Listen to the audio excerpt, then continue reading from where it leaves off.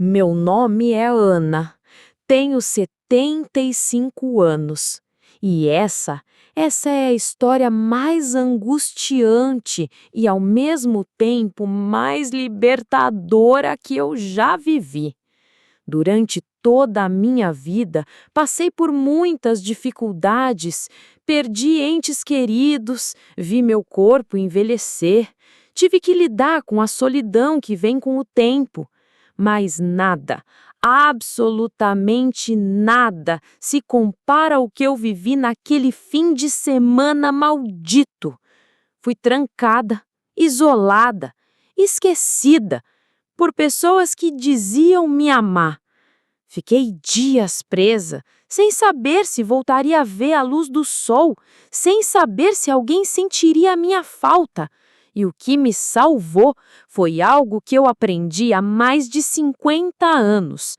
Algo simples, que parecia esquecido, mas que naquele momento se tornou minha única chance. E é por isso que eu tô aqui contando essa história, porque eu escapei. E da forma mais inacreditável que você possa imaginar. Tudo começou numa sexta-feira de manhã. Eu estava morando há alguns meses com minha neta, a Júlia. Minha filha, Sandra, havia me convencido de que seria melhor assim. Disse que eu precisava de mais cuidado, mais companhia.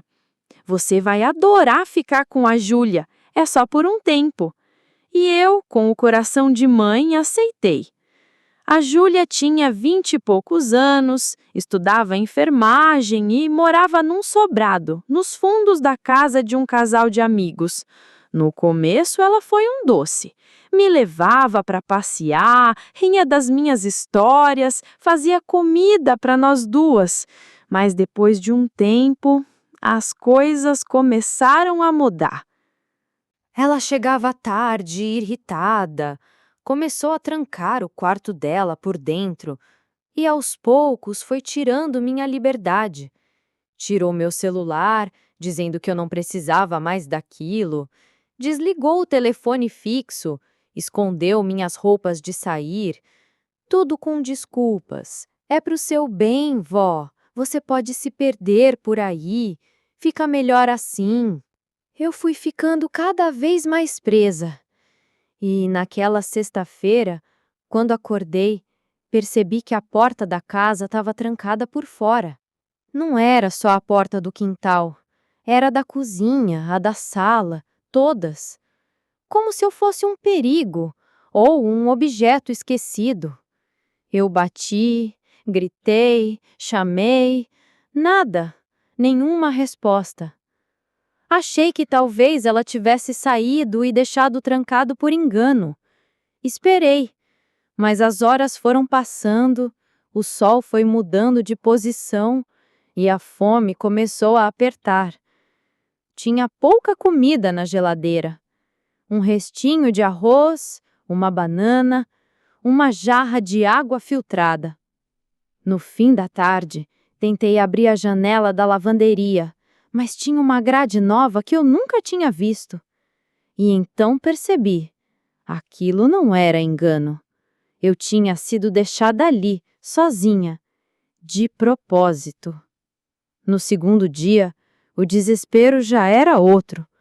A água da jarra tinha acabado. Comecei a racionar a banana. Comi só metade. Dormi sentada na cadeira da cozinha, ouvindo os barulhos da rua. Cada carro que passava eu pensava, será que vão ouvir se eu gritar? Mas minha voz já estava fraca, meus braços doíam. Tentei escrever com batom na janela, mas ninguém olhava para cima. Eu estava me apagando aos poucos. E ali, entre o sono e o medo, eu lembrei de algo que parecia insignificante. Nos anos 70, eu fiz um curso de datilografia no porão da escola estadual e tinha uma professora muito rígida, a dona Odete. Ela dizia, toda mulher precisa saber abrir uma tranca, nem que seja com um grampo de cabelo. Ela nos ensinou isso como curiosidade, Um dia levou uma fechadura velha para a sala e mostrou como era o mecanismo por dentro. E ali, no terceiro dia, trancada naquela casa, eu lembrei que ainda usava um grampo de cabelo escondido atrás da orelha, como sempre fiz. Peguei o grampo, abri devagarzinho, tentando encaixar na fresta da maçaneta da porta da cozinha. Eu tremia, suava, rezava. Demorou mais de 1 hora, mas o barulho que ouvi, aquele claque, foi como ouvir o hino da liberdade. A porta se abriu e eu saí correndo, descalça, pela rua. Uma vizinha me viu e gritou. Me sentaram num banco, me deram água, me cobriram com um cobertor. Eu chorava sem parar. E quando a Júlia voltou, foi a polícia quem a esperava na porta. No momento em que a Júlia entrou no portão e deu de cara com os policiais, ela congelou. Tava com uma sacola na mão e os olhos arregalados. Tentou dizer que eu estava delirando, que eu tinha problemas de memória, que devia ter saído escondida e me perdido. Mas eu estava cercada de testemunhas. A vizinha, o dono da padaria da esquina, até o carteiro que passou e me viu sentada no chão com os pés feridos. Todos eles confirmaram que me viram ali, desesperada, pedindo ajuda. Eu contei o que vivi nos últimos dias, como fui privada de liberdade, como tentei comer migalhas de pão seco e beber água da torneira do tanque da área. Mostrei a marca nos dedos de tanto tentar destrancar aquela porta. E, principalmente, contei do grampo de cabelo, aquele pedacinho de metal que me salvou a vida. A Júlia foi levada para a delegacia. Eu fui levada para o hospital.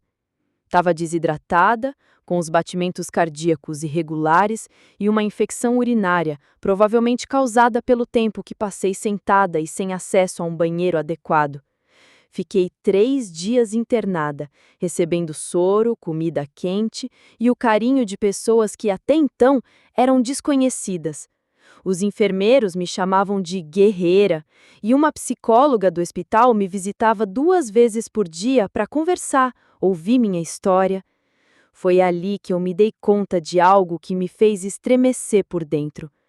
Se eu tivesse menos força, menos lembrança, menos vontade, talvez eu tivesse morrido naquela casa, sozinha, esquecida.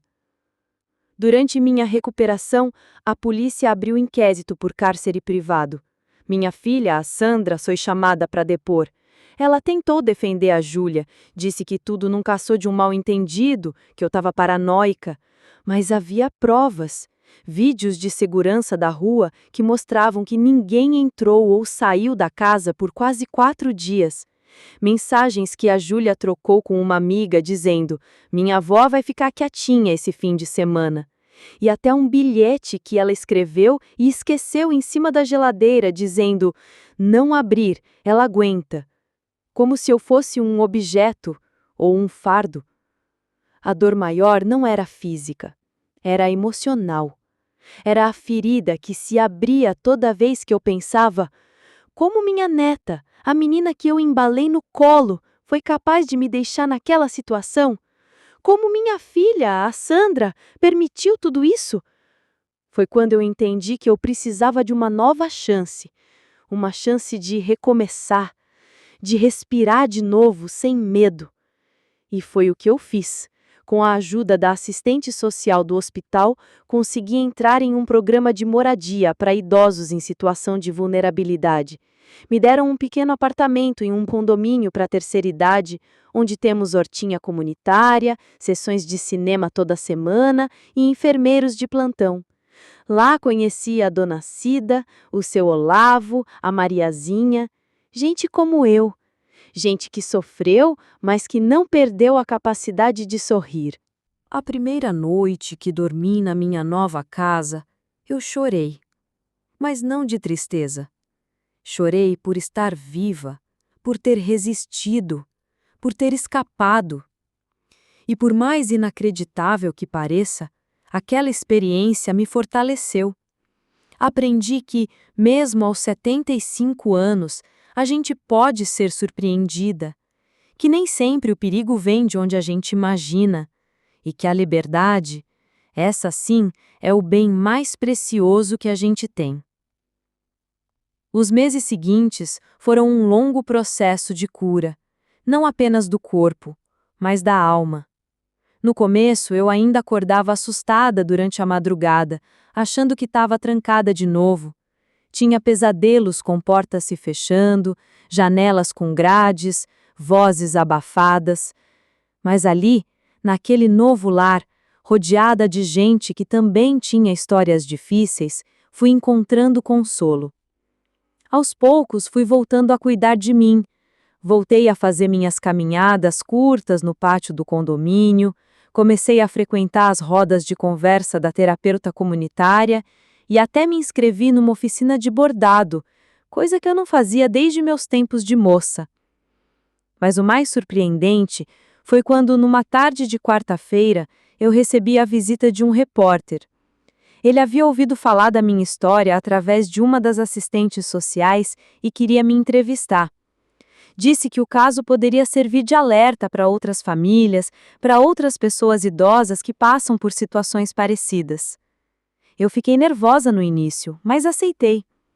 Contei tudo de novo, desde o momento em que acordei e percebi as portas trancadas, até o instante em que consegui escapar com o grampo de cabelo. Ele ouviu em silêncio, anotando cada detalhe, e quando desligou o gravador, disse: "A senhora é uma sobrevivente, Dona Lourdes. A senhora é prova de que coragem não tem idade." A matéria saiu num jornal local e viralizou nas redes sociais. Recebi cartas de pessoas que eu nunca vi na vida. Uma senhora do interior de Goiás escreveu dizendo que a minha história a encorajou a denunciar os maus-tratos que sofria dentro da própria casa. Um rapaz de Curitiba contou que fez questão de visitar a avó todos os dias depois de ver minha entrevista. E eu, sentada na minha poltrona de balanço, com minha xícara de chá, lia cada mensagem como se fosse um abraço. Pela primeira vez em muito tempo, eu me senti útil. Senti que a dor que vivi não foi em vão. E é por isso que hoje eu sento aqui, olho para essa câmera e decido contar de novo. Porque pode parecer só uma história de sofrimento, mas não é. É uma história de superação. É um grito de alerta. Porque a verdade é que muitos idosos estão presos dentro de suas próprias casas. Presos por medo, por silêncio, por vergonha. Mas ninguém merece viver assim. Nenhum ser humano, em nenhuma idade, merece ser tratado como peso, como problema, como fardo. A justiça está fazendo o seu caminho. A Júlia responde criminalmente por cárcere privado e a Sandra por omissão e conivência. Eu sigo, não com ódio, porque o ódio corrói, mas com a firmeza de quem sabe o próprio valor, com a clareza de que se a gente não se proteger, ninguém vai fazer isso por nós. Hoje, eu tenho um pequeno grupo de leitura com outras senhoras do condomínio. Discutimos livros, trocamos receitas, rimos de coisas simples. Plantei um pé de alecrim na sacada do meu apartamento e toda vez que passo por ele, respiro fundo e lembro que ainda tenho muito a viver. Se você está me ouvindo agora e está passando por algo semelhante, saiba que você não está só. Há caminhos, há saída, há gente que se importa. E se eu, com os meus 75 anos, consegui escapar da prisão mais cruel, a prisão dentro do próprio lar, você também pode. Procure ajuda, converse com alguém de confiança, ligue para os canais de denúncia, não se cale. E se você conhece uma senhora, um senhor, que de repente parou de aparecer, que não atende mais o telefone, que está sempre doente, preste atenção. Às vezes o silêncio deles é um pedido de socorro. Muito obrigada por me ouvir até aqui. Que Deus abençoe todos nós e que nenhuma outra Lourdes precise passar pelo que eu passei.